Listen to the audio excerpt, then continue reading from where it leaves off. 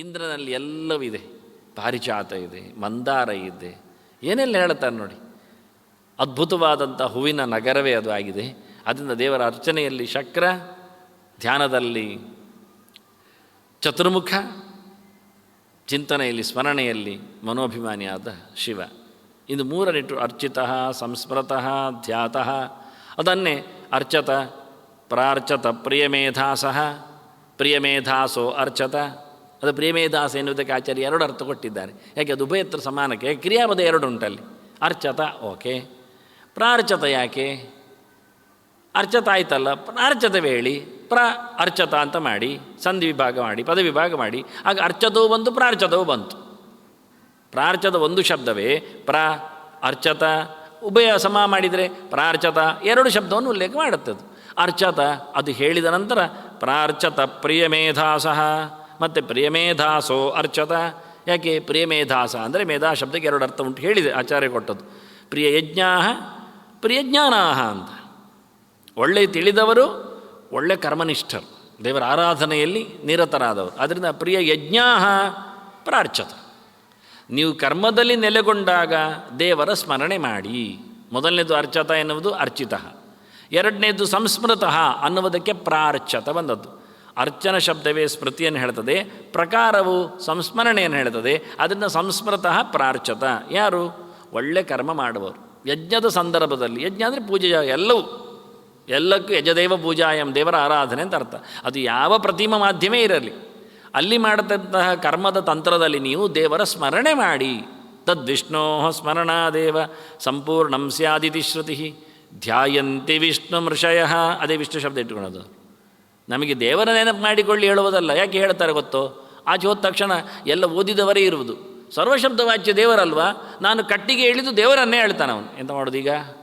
ಅದರಿಂದ ಯಜ್ಞ ಸಂದರ್ಭಗಳು ಅಂದಾಗ ನೀವು ಕಟ್ಟಿಗೆ ಹೇಳಿ, ಉರುಳಿ ಹೇಳಿ, ಕೊಡಪಾನ ಹೇಳಿ, ಏನು ಹೇಳಿಕೊಂಡ್ರೂ ಅರ್ಥ ಆಗುವುದಿಲ್ಲ, ನಮಗೆ ಪ್ರಯೋಜನ ಆಗುವುದಿಲ್ಲ. ಕೆಲವೊಮ್ಮೆ ಏನಾಗುತ್ತೆ ಅಂದರೆ, ನಾವು ಇವತ್ತೆಲ್ಲ ಸಾಂಕೇತಿಕವಾದ ಶಬ್ದವನ್ನು ಬಳಸಿದ್ದೇವೆ. ಎಲ್ಲರಿಗೂ ಪ್ರಯೋಗವೇ ಹಾಗೆ, ಹಿಂದೆಯೂ ಇತ್ತು ಹಾಗೆ.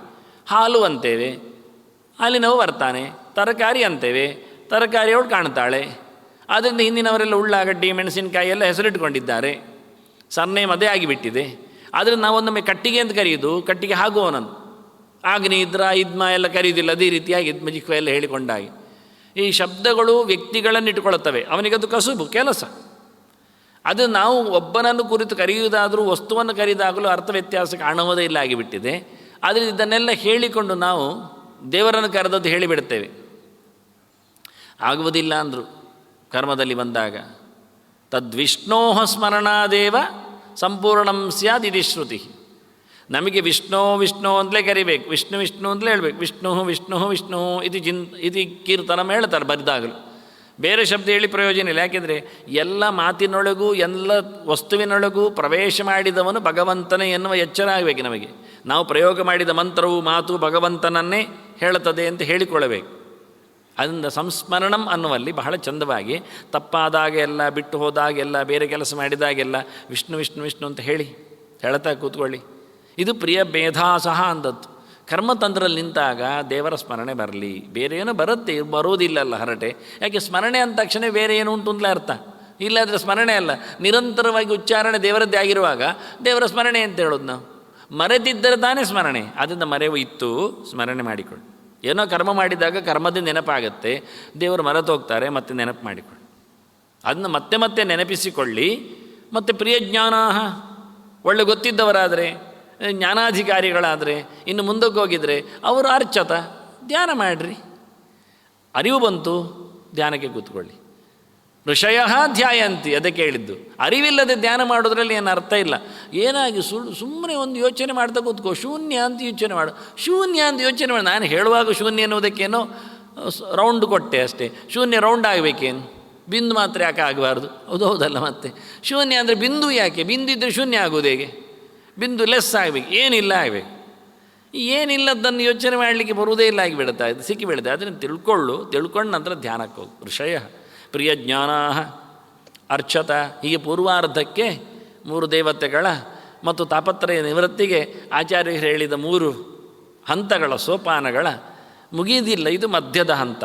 ಒಂದು ಸರ್ತಿ ಹೇಳಿತ್ತು. ಇನ್ನು ಬಾಹ್ಯದ ರೀತಿಗಳಲ್ಲಿ ಹೇಳಿಕೊಂಡಾಗ ಬಹಳ ಚಂದವಾಗಿ ಕೆಲವು ಮಾತು ಹೇಳ್ತಾರೆ. ಅರ್ಚಿತಃ ಸಂಸ್ಮೃತಃ ಧ್ಯಾತಃ ಕೀರ್ತಿತಃ ಕಥಿತಃ ಶ್ರುತಃ ಅಂತ. ಇದು ಬರಬೇಕಾದ್ರೆ ಮೊದಲಿರತಕ್ಕ ಸೋಪಾನಗಳು.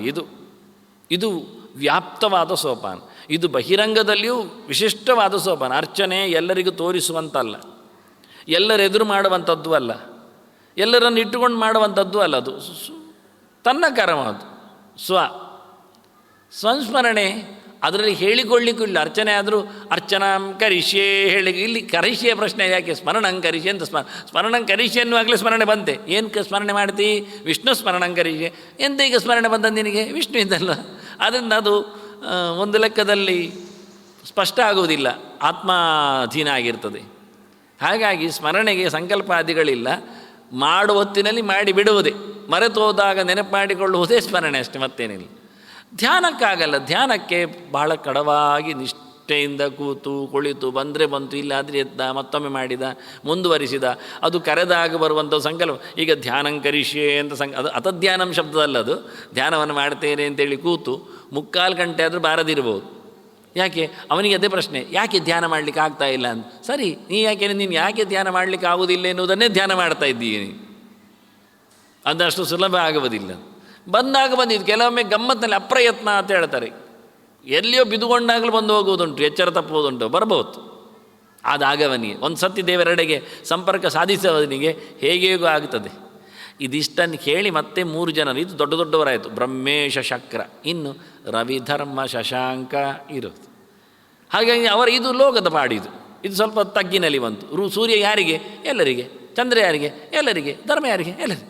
ಇದು ಹೊರಗೋಯ್ತು, ಕೆಳಗೆ ಬಂತು, ಸಮಷ್ಟಿಯ ಚಿಂತನೆಯಲ್ಲಿ ಬಂತು. ಈಗ ಸುಮಾರು ಜನರು ಸೇರ್ತಾರೆ. ಆಗ ಕೀರ್ತಿತಃ ಕಥಿತಃ ಶ್ರುತಃ.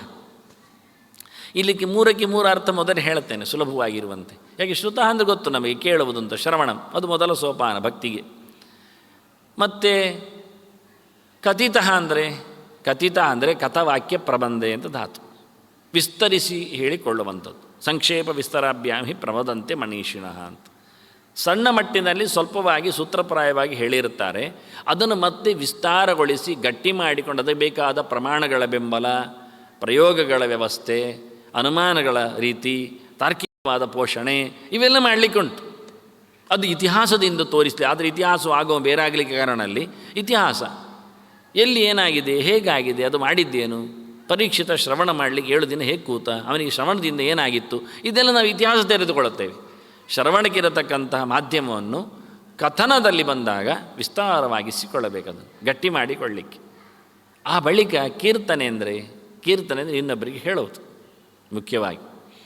ಅದರಲ್ಲಿಯೂ ಆಚಾರ್ಯ ನೆಲೆಯಲ್ಲಿ ನೋಡಿಕೊಂಡ್ರೆ ಮುಖ್ಯವಾಗಿ ಜಪಕ್ಕೆ ಹೋಗ್ತದೆ. ಅದು ಕೆಲವು ತದ್ಧರಿಕೀರ್ತನ ಗೊತ್ತುಂಟು ನಮಗಿದು. ಎಲ್ಲೆಡೆ ಪ್ರಚಾರದಲ್ಲಿರುವ ಪುರಾಣಗಳಲ್ಲಿ ಮತ್ತೆ ಮತ್ತೆ ಹೇಳುವ ಮಾತು. ಕೃತೇಯ ಧ್ಯಾಯತೋ ಪುಂಸಾಂ ತ್ರೇತಾಯಂ ಯಜತೋ ಮಖೈಹಿ ದ್ವಾಪರೇ ಪರಿಚರ್ಯಾಯ ಕೆಲವು ತದ್ಧರಿಕೀರ್ತನ. ಯುಗದ ಲೆಕ್ಕಾಚಾರದಂತೆ ದೇವರ ಸಾಧನೆಯನ್ನು ಒಂದೊಮ್ಮೆ ಮನುಷ್ಯ ಕೋಟಿಗೆ ಹೇಳುವುದಿದ್ದರೆ ಕೃತಯುಗದಲ್ಲಿ ಧ್ಯಾನಕ್ಕೆ ನಾವು ಬೆಂಬಲ ಕೊಟ್ಟಿದ್ದೇವೆ. ಇವತ್ತು ಧ್ಯಾನ ಆಗತ್ತಾ? ಇಲ್ಲ, ಸುಮ್ಮನೆ ನಾಟಕ ಆಗತ್ತೆ. ಕಲಿಯುಗದಲ್ಲಿ ಧ್ಯಾನದ ಏನು ಗಂಧಗಾಳಿ ಆಗುವುದಿಲ್ಲ. ಹಾಗಾದರೆ ತ್ರೇತಾಯುಗದಲ್ಲೇ ಆಗಲಿಲ್ಲ. ತ್ರೇತಾಯಾಮ್ ಯಜತೋ ಮಖೈಹಿ ಅಂದು. ತ್ರೇತಾಯುಗದಲ್ಲಿ ದೇವರ ಸಾಧನೆ ಆಗ್ತಾ ಇದ್ದದ್ದು ದೊಡ್ಡ ಮಟ್ಟಿನ ಯಾಗದಿಂದ, ಶುದ್ಧವಾದ. ನೋಡಿ, ಪಂಚಗವ್ಯಕ್ಕೆ ಇವತ್ತು ನಾವು ಬಾಯಿ ಬಡ್ಕೊಳ್ಳುತ್ತೇವೆ. ಯಾಕೆ? ಅದು ಕಪಿಲಾಂದೇನು ಹೇಳ್ತಾರೆ, ಹಾಲಿಗೆ ಒಂದು ದನ, ತುಪ್ಪಕ್ಕೆ ಒಂದು ದನ, ಮೊಸರಿಗೆ ಒಂದು ದನ, ಗೋಮೂತ್ರಕ್ಕೆ ಒಂದು ದನ, ಗೋಮಯಕ್ಕೆ ಒಂದು ದನ, ಪಂಚದನಗಳ ಪ್ರತ್ಯೇಕ ವರ್ಣ ಜಾತಿಯಿಂದ ಸಂಗ್ರಹ ಮಾಡಲಿಕ್ಕೆ ಪಂಚಗವ್ಯಕ್ಕೆ. ಇಲ್ಲಾದರೆ ಹಾಲು ತಂದದ್ದು ಸರಿ, ಅದು ದನದ್ದಲ್ಲ. ಈಗ ಹೇಳಿದ ಪಂಚಗವ್ಯಕ್ಕೆ ಹೇಳಿದ ದನದ್ದಲ್ಲ ಅದು. ಬಣ್ಣ ಬಣ್ಣದ ದನಗಳಿಂದಾಗಿ ಪಂಚಗವ್ಯವನ್ನು ಸಂಪಾದನೆ ಮಾಡಲಿಕ್ಕೆ ನಾವು ಸೋಲ್ತೇವೆ. ಆಗ ಪಂಚಗವ್ಯ ಪ್ರಾಶನ ಆಗದೆ ಪುಣ್ಯ ಮುಂದುವರಿಯುವುದೆಲ್ಲಿಗೆ? ಅಗ್ನಿ ಪ್ರತಿಷ್ಠೆ ಆಗುವುದು ಹೇಗೆ? ಶುದ್ಧ ಆಗುವುದೆಲ್ಲಿಗೆ? ಸಿಕ್ಕಿಬಿದ್ದೇವೆ. ಆದ್ದರಿಂದ ಯಜ್ಞಯಾಗಗಳೆಲ್ಲ ನಡೀತಾ ಇದ್ದದ್ದು ದ್ರವ್ಯಶುದ್ಧಿ, ದೇಶಶುದ್ಧಿ, ಕಾಲಶುದ್ಧಿ, ಮಂತ್ರಶುದ್ಧಿ, ತಂತ್ರಶುದ್ಧಿ ಎಲ್ಲ ಇದ್ದದ್ದು ಯಾವಾಗ? ತ್ರೇತಾಯುಗದಲ್ಲಿ. ಎಲ್ಲಿ ಒಂಚೂರು 1% ಎಲ್ಲಿಯೋ ಹಾಳಾಗ್ತಿತ್ತೇನೋ ಕರ್ಮಾಂಗದಲ್ಲಿ. ಹಾಗಾಗಿ ಪ್ರತ್ಯಕ್ಷವಾಗಿ ದೇವತೆಗಳು ಆಹುತಿ ಸ್ವೀಕಾರ ಮಾಡ್ತಿದ್ರು. ತ್ರೇತಾಯಾಮ್ ಯಜತೋ ಮುಖೈ. ಇವತ್ತು ನಮಗೆ ದೇವತೆಗಳೇ ಯಾರೋ ಗೊತ್ತಿಲ್ಲ, ಹೇಳ್ತಾ ಇರ್ತೇವೆ. ಯಾವ ಮಂತ್ರ ಯಾರನ್ನು ಹೇಳ್ತದೆ ಒಂದು ಚೂರು ಅರ್ಥ ಆಗೋದಿಲ್ಲ. ಅಪರಿಚಿತವಾದ ನಾಮಗಳು, ಅಪರಿಚಿತವಾದ ವ್ಯಕ್ತಿಗಳು, ಒಟ್ಟು ಹೇಳುತ್ತೇವೆ. ಯಾರದ್ದು ಪ್ರಯೋಗದಲ್ಲಿ ಯಾರೋ ಹೆಸರು ಹಾಕಿಬಿಟ್ಟಿದ್ದಾರೆ, ಮತ್ತೇನು ಮಾಡೋದು? ಅದನ್ನು ಬೈಯುವಂತೂ ಇಲ್ಲ, ಪ್ರಕ್ಷೇಪ ಅಂತ ದೂರ ಇರಿಸುವಂತೆ ಇಲ್ಲ. ತ್ರೇತಾಯ ಮೆಜುತಮಕೆ, ದ್ವಾಪರಯುಗಕ್ಕೇನೆ ಯಜ್ಞದ ಶಿಥಿಲ ಆಗಿದೆ. ದ್ವಾಪರೇ ಪರಿಚರ್ಯಾಯ, ದ್ವಾಪರದಲ್ಲಿ ಪೂಜೆ, ಗಡದ್ದು ಪೂಜೆ ಮಾಡಲಿಕ್ಕಾಗತ್ತೆ. ಯಜ್ಞ ಕೈ ಕೊಟ್ಟಿದೆ, ಯಜ್ಞ ನಿಂತಿದೆ, ಯಜ್ಞಕ್ಕೆ ಬೆಲೆ ಕಮ್ಮಿ ಆಗಿದೆ, ಯಜ್ಞ ಪೂರ್ತಿ ಆಗುವುದಿಲ್ಲ, ಸಸೂತ್ರ ಆಗುವುದಿಲ್ಲ. ಪೂಜೆ ನಿಷ್ಠೆಯಿಂದ ಮಧ್ಯಾಹ್ನದವರೆಗೆ ಕ್ರಮಬದ್ಧವಾಗಿ ಪೂಜೆ ಆಗಲಿಕ್ಕೆ ಯಾವತ್ತು ಮಧ್ಯಾಹ್ನವೇ ಕಾಲ. ಅಶಕ್ತರಿಗೆ ಬೆಳಗ್ಗೆ ಮುಗಿಸಿ ಹೇಳಿತು. ನಾವು ಪೂರ್ತಿ ಇವತ್ತು ಎಲ್ಲರೂ ಅಶಕ್ತರಂತೆ ಮಾಡಿಕೊಂಡು ಬಿಟ್ಟಾಗಿದೆ. ಆತುರಕ್ಕೆ, ಅಶಕ್ತಿಗೆ, ಎಲ್ಲೋ ಮನೆಯಲ್ಲಿ ಹೆರಿಗೆ ಉಂಟುಂತಾದರೆ ಬೇಗ ಮುಗಿಸಿ ಪೂಜೆ ಅಂತ. ಈಗ ಪ್ರತಿನಿತ್ಯವೂ ನಮ್ಮದು ಹೆರಿಗೆ ಮತ್ತು ಸಾವೇ, ಪೂಜೆ ಬೆಳಿಗ್ಗೆ ಮತ್ತೆಂಥದ್ದು ಪೆಟ್ಟಿಗೆ ಮಾಡಿಟ್ಟು ಬದಿಯಲ್ಲಿ ಇಟ್ಟು ಬಿಡ್ತೇವೆ, ನಿರೀಕ್ಷಿತವಾದದ್ದು ಹೇಳಿ. ಇಲ್ಲ ಅಂತಾರೆ, ನಿನ್ನ ಮಧ್ಯಾಹ್ನ ಕಾಲದಲ್ಲೇ ಮಗದೊಮ್ಮೆ ಸ್ನಾನ ಮುಗಿಸಿ ಭಗವಂತನ ಸಮಾರಾಧನೆ ಬಹಳ ಅದ್ಭುತವಾಗಿ.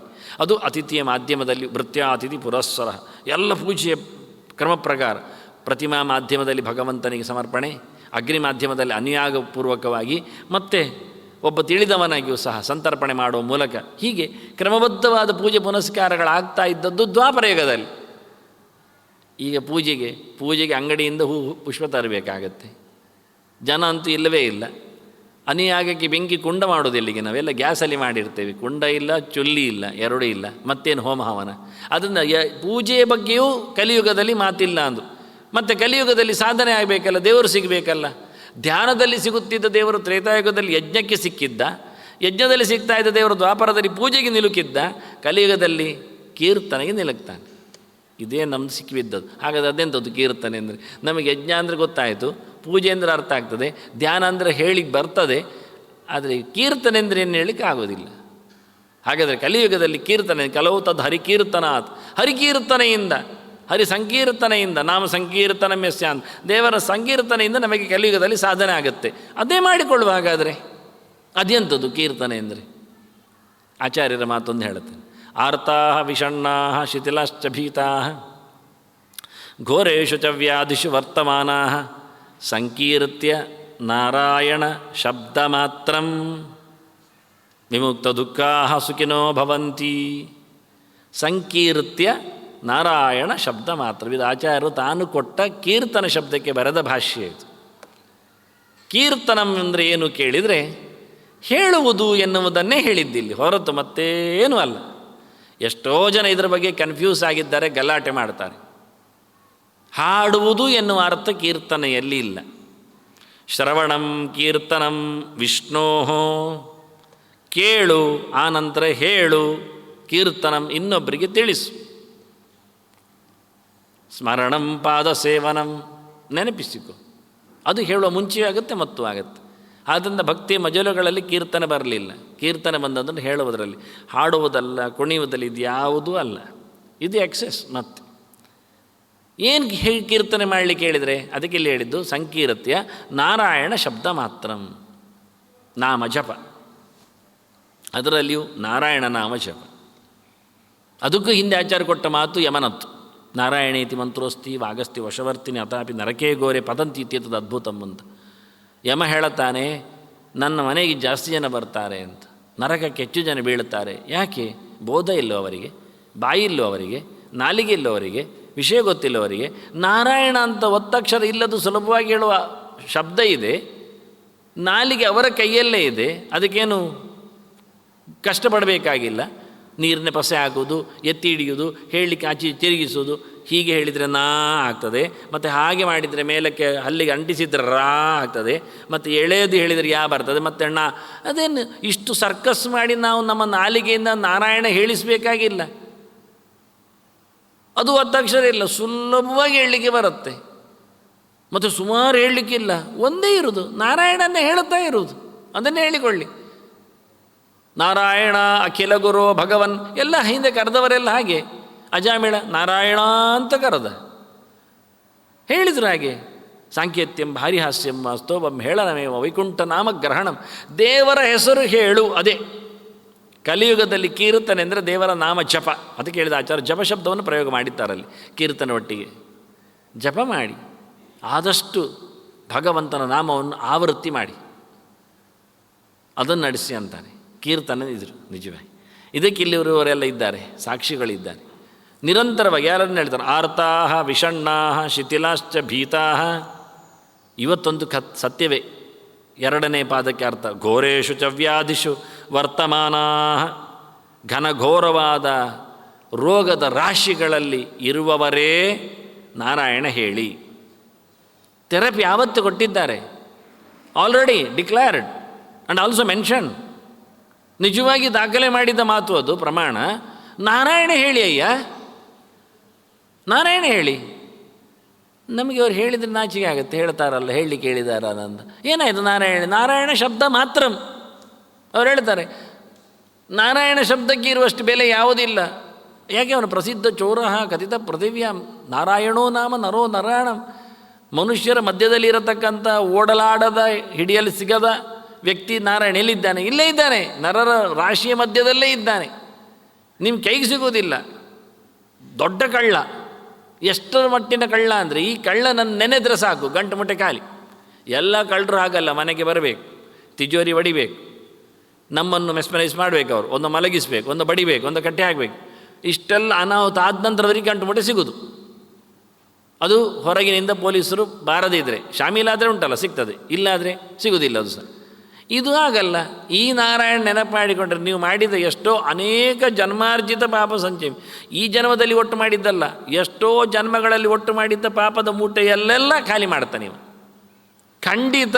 ಯಾಕೆಂದರೆ ಅದು ಇನ್ನೊಂದು ಅತ್ತಿಯಲ್ಲಿ ಹೇಳ್ತಾರೆ ಆಚಾರ್ಯರು, ನಾಮ್ನೋಸ್ತಿ ಯಾವತಿ ಶಕ್ತಿ ಪಾಪ ನಿರ್ಹರಣೆ ಹರೇ ಅಂತ.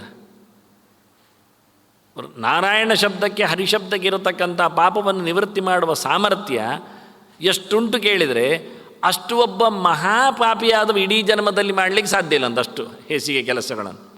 ಕಲೆ, ಸ್ವರ್ಣಸ್ಥೆಯಾದಿಗಳು, ಇತರ ನಿಂದನೆಗಳು, ಏನೆಲ್ಲ ಮದ್ಯಪಾನ, ಎಂತೆಲ್ಲ ಅವನು ಜೀವನದಲ್ಲಿ ಇಡೀ ಮಾಡಿಕೊಳ್ಳಿ, ಎಷ್ಟು ದೊಡ್ಡ ಪಾಪದ ರಾಶಿ ಆಯ್ತು ತಿಳ್ಕೊಳ್ಳಿ, ಅದಕ್ಕಿಂತ ಜಾಸ್ತಿ ಕರಗಿಸುವ ಸಾಮರ್ಥ್ಯ ಹರಿಶಬ್ದಕ್ಕೆ, ಹರಿನಾಮಕ್ಕೆ, ದೇವರ ನಾರಾಯಣ ಚಿಂತನೆಗೆ ಇದೆ ಅಂತಾನೆ. ಇದೇ ಗ್ಯಾರಂಟಿ. ಯಾಕೆ? ಅವನೇ ಹೇಳಿಕೊಂಡದ್ದು, ನಾವಲ್ಲ. ವೇದವ್ಯಾಸರು ಹೇಳಿಕೊಂಡದ್ದು ಇದನ್ನೆಲ್ಲ. ಇದೆಲ್ಲ ನಾವು ಹೇಳುತ್ತೇವೆ, ನಾವು ಮಾಡಿದ್ದೀವಲ್ಲ. ಇದೆಲ್ಲ ಪುರಾಣಗಳಲ್ಲಿ ಅಲ್ಲಲ್ಲಿ ರಾಶಿಗಟ್ಟಲೆ ಬಿದ್ದ ಗೆರೆ. ಅದಕ್ಕೆ ಮುಂದಿನ ಉತ್ತರಾರ್ಧ ಹೇಳಿದ್ದು, ಆಶ್ರಿತ್ಯಯಾನಪಿ ಸಮೇತ್ಯ ನಯಾತಿ ದುಃಖಂ. ಹತ್ತಿರ ಹೋದವರಿಗೇನೆ ಅದರ ಸ್ಪರ್ಶ ಆಗಿ ದುಃಖ ಆಗುವುದಿಲ್ಲ, ಆಗುತ್ತೆ. ಇನ್ನೆಂತ ಹೇಳುವ ಅಂತ, ಧ್ಯಾನ ಮಾಡಿದ ಋಷಿಗಳ ಹತ್ತಿರ ಮಾತಾಡಿಕೊಂಡವರಿಗೇನೆ ಸಂಕಟ ಇರಲಿಲ್ಲ. ಇನ್ನೆಂತ ಹೇಳುವ, ನಾರಾಯಣ ಶಬ್ದವನ್ನು ಇಡುಗಂಟು ಮಾಡಿಕೊಂಡು ಸಿದ್ಧಿ ಪಡೆದ ಪುರುಷನ ಹತ್ತಿರ ಅವಲೋಕನದಿಂದಲೇ ಪಾಪ ನಿವೃತ್ತಿ ಆದದ್ದಿದೆ. ಎಷ್ಟೋ ಬ್ರಹ್ಮರಕ್ಕಸಗಳು ಪುರಾಣಗಳೇ ಬೇಕಾದಷ್ಟು ಸಿಗ್ತಾವೆ, ನಿವೃತ್ತಿಯನ್ನು ಪಡೆದಿರ್ತಾವೆ. ಮಾಡಿದ ತಪ್ಪನ್ನು ಮನ್ನಿಸಿಬಿಟ್ಟಿದ್ದಾನೆ ಭಗವಂತ.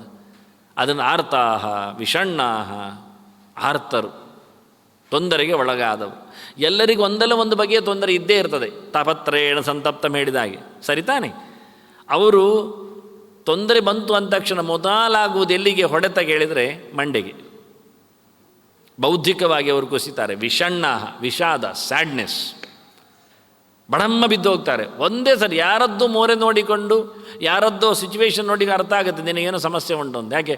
ಅಷ್ಟು ಡೆಸ್ಪರೇಟ್ ಮೈಂಡೆಡ್ ಆದದ್ರಿಂದ ಅವರ ಮೂವರೆ ಎಲ್ಲ ನಿಷ್ಕಳಂಕವಾಗಿ ಬಿಡ, ಎಲ್ಲ ನಿಷ್ಕಳೆ, ಏನು ಕಳೆ ಇರುವುದಿಲ್ಲ, ನಿಸ್ತೇಜರಾಗಿರ್ತಾರೆ. ಆದ್ದರಿಂದ ವಿಷಣ್ಣಾಹ, ಪೂರ್ತಿ ಬಾಡಿ ಇರ್ತಾರೆ, ಬೆಂಡಾಗಿರ್ತಾರೆ, ಬಸವಳಿದಿರ್ತಾರೆ, ಹೇಳಲಿಕ್ಕೆ ಆಗುವುದಿಲ್ಲ, ಹಾಗಾಗಿರ್ತಾರೆ.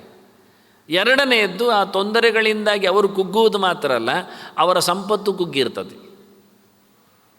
ಶಿಥಿಲಾಹ, ಎಲ್ಲ ಕಳ್ಕೊಂಡಿರ್ತಾರೆ, ದುರ್ಬಲರಾಗಿ ಹೋಗ್ತಾರೆ, ಬಡತನ ಬಂದುಬಿಡ್ತದೆ, ಇದ್ದ ಸಂಪತ್ತೆಲ್ಲ ಖಾಲಿ, ಇದ್ದ ಜನ ಎಲ್ಲ ಬಿಟ್ಟು ಹೋಗ್ತಾರೆ. ಇದ್ದವರಲ್ಲಿ ಇರತಕ್ಕಂಥ ಏನೊಂದು ಎಬಿಲಿಟಿ ಇರ್ತದೆ, ಗ್ಯಾರಂಟಿ ಇರ್ತದೆ, ಅಧಿಕಾರ ಇರ್ತದೆ, ಪ್ರಭಾವ ಇರ್ತದೆ, ಎಲ್ಲದಕ್ಕೆ ಒಂದೊಂದು ಸರ್ತಿ ಕಾಣುತ್ತೆ, ಮತ್ತೆ ಇಲ್ಲ ಆಗ್ತದೆ, ಬಿಟ್ಟು ಹೋಗ್ತದೆ. ಹೀಗೆ ತೊಂದರೆಗಳ ನಿವೃತ್ತಿಯಲ್ಲಿ ತನ್ನತನವನ್ನು ಕಳ್ಕೊಳ್ತಾನೆ, ತನ್ನವರನ್ನು ಕಳ್ಕೊಳ್ಳುತ್ತಾನೆ. ಕೊನೆಗೇನಾಗ್ತಾನೆ? ಕೊನೆಗೊಂದು ಹೆದರಿಕೆ ಉಂಟಾಗ್ತದೆ, ಇನ್ನು ನಾನು ಹೋಗ್ತೇನಾ ಅಂತ. ಅಲ್ಲಿಗೆ ಆಯಿತು.